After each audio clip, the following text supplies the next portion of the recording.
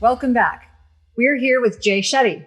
What about moving meditations? The reason I ask this is because I tried to do yoga, and I honestly, it's not that I can't, and I actually do like the way I feel physically afterwards, but my mind, I tend to be a pretty high strung person. So the thing I love, about martial arts is I know people think it's crazy. They think it's crazy that you can think of it as a meditation when you're hitting stuff. But honestly, I'm so present because you have to be present when someone's about to hit you. So you have to be present when you're blocking things. Plus you are using mantras. When you do katas, it's a mantra.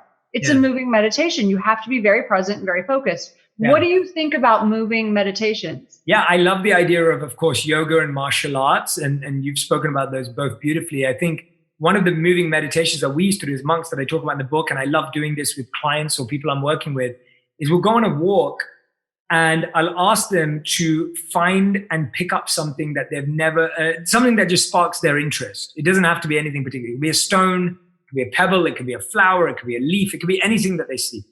And so they pick something up. And then what I asked them to do on the walk is I asked them to intimately observe it. Every texture, every color, every scent, holding it to your ear and hearing what it sounds like in different parts of your hand, to intimately observe something that you take as mundane or insignificant actually refreshes you and trains your mind to not just seek beauty, but to seek complete experience in everything you're exposed to. And the best thing that happens every time, whether someone picks up a huge rock or whether they pick up a little leaf, they realize that they misjudged how deep and beautiful that thing was. When they first picked it up, they just thought it was this insignificant stone. And when they looked at it, they just realized there was a universe inside that flower. And that is such a refreshing way of doing a moving meditation because you're walking, you're in nature, you're outdoors, and you're allowing your mind to be truly present. Another way we were tasked to do as monks is we would go on the same walk every day and we had to discover something new. And so we often asked, for the next 3 days, you're going to find a new flower. Now the mind would like to play a trick. It would find the first 3 flowers on the first day and be like, oh, I'm prepared for the next 3 days. Because the mind is always trying to be in the future. The mind doesn't want to be in the present. And so what would happen is our teachers would take us out the next day and they'd be like, today we're not looking for a flower. Today we're looking for a butterfly. And all of a sudden, you'd be back at square one. So if you're taking the same route to work every day, what's something new that you haven't seen? If you go into the same office every day, what item can you add or remove from your desk to change the environment? What can you do in these simple ways, which can all be your beginning process of meditation, right? There's the habit and there's the practice and then there's the lifestyle. To me, I think if people start with the lifestyle, they'll feel the benefits and the practice will become easier. That's amazing. I mean, so it's really about mindfulness. I mean, that's what I'm hearing is it's really about being mindful and present in your work. Intentional. Yeah, intentional. We talked about it when I was on your podcast, but we've done 3 brain imaging studies with meditation. And we did the chanting meditation, Kirtan Kriya, a Kundalini yoga form of meditation. And it settled down the emotional brain. And it also, interesting, settled down the parietal lobes, which means you sort of lost your sense of time and space. But then as you continued to do it, it activated your frontal lobes, which means the more thoughtful part of your brain. So now I called the pandemic a global amygdala hijacking. So the amygdala is that part of our brain that senses fear. And so that's been hijacked and our frontal lobes have dropped, watching the news, not sleeping. We don't have good frontal lobe function. And what meditation does, it's like the perfect prescription: quiet the amygdala hijacking, activate the prefrontal cortex. So you can just be more thoughtful. When people medicate with alcohol, with marijuana, with bad food, what they're doing is they're taking the prefrontal cortex offline, and then you get the amygdala rebound when you don't have those things. Just so grateful for you. Oh, it's so, Think this is so Like good. a Monk, out September 8th? soon, September 8th. We'll release the podcast right and around obviously that you time can buy this anywhere, right? to help. But Yeah, talk absolutely. to us about how people can find you and learn from you. The 5 that don't already know you. Beyond the book. What are the best ways for people to connect with? Yeah, absolutely. So we have the podcast On Purpose, which is a great place to connect, especially if you're interested in long form content. We have my video channels on Instagram, Facebook, and YouTube, which are all at Jay Shetty. If someone's really looking to go deeper in their practice and learn, then we have my Genius Coaching Program, which is our monthly coaching program where people can actually connect with people in their local area and be guided.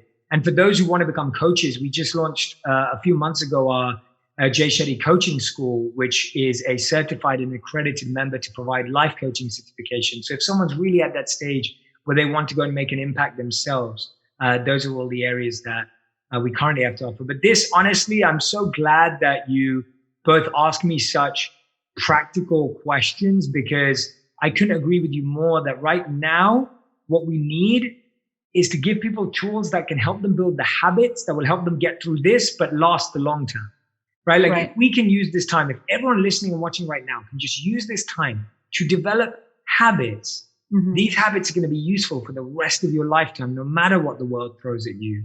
And I loved what you just said about the amygdala hijack. And that's what we need to bring back. And if it's as simple as you to repeat a simple affirmation or a mantra, one of my favorite affirmation is, I'm exactly where I need to be. I say that to myself often because I feel the mind always wants to be in the future or the past. And I always remind myself with my hand on my heart that I'm exactly where I need to be, because there's an experience right now that I'm meant to be having that I'm trying to avoid. And by avoiding that experience, I just have to have it again in the future. So that one really helps me. And then there are beautiful mantras in the Sanskrit language, which I studied as a monk. And there's one that I've been sharing, which is called Sarva Sukhino Bhavantu. And what it means is that may there be love and happiness for every being. And I find like when I add that to my intention and I add that to my prayer or my meditation, it allows me to feel like a small part of the solution, even if I can't change everything. It's so great. One that has always, I mean, there's so many that help me, but I spent 9 days with Byron Katie, and she's pretty amazing. Yeah, she's awesome. I love Byron Katie. Mind bending, but it was really great. But for me, I can tend to get caught up in triggers from my past, which is why I really worked on prayer and meditation in my life. And one thing that helps me, and maybe it's not a peaceful or a pretty way to say it, but it works. Argue with reality, welcome to hell. And it just reminds me, like I'm arguing with what's real right now. I'm arguing and trying to either go in the past or the future. And I'm not right now. This is my reality right now. And in this moment, I'm fine. Everything's fine. Do I have everything I need in this moment? Right. And almost always. Yeah. The answer is yes. Well, my friend, we so love you, that was and so we're great. grateful for so you. Can't wait to when we can actually see each other in person. I owe you a brain scan. I'm dying to see your brain. That was his first line to me. I'd never heard a cooler line.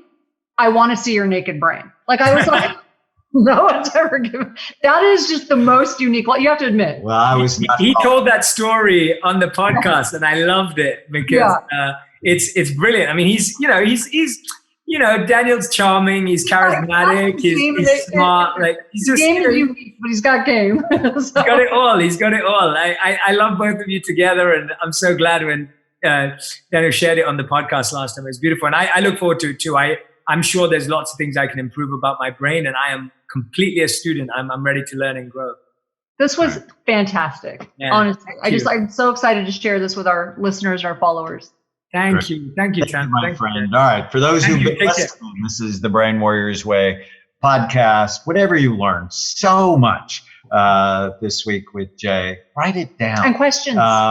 Post it on any of your social media sites. Hashtag @Jay Shetty, also hashtag Brain Warriors Way podcast. Leave us a comment, question, or a review. We know you've enjoyed this one. Take care. Thank you, everyone. Thank you so much. If you're enjoying the Brain Warriors Way podcast, please don't forget to subscribe so you'll always know when there's a new episode. And while you're at it, feel free to give us a review or 5-star rating, as that helps others find the podcast. If you're considering coming to Amen clinics, or or trying some of the brain healthy supplements from BrainMD, you can use the code podcast10 to get a 10% discount on a full evaluation at amenclinics.com or a 10% discount on all supplements at brainmdhealth.com. For more information, give us a call at 855-978-1363.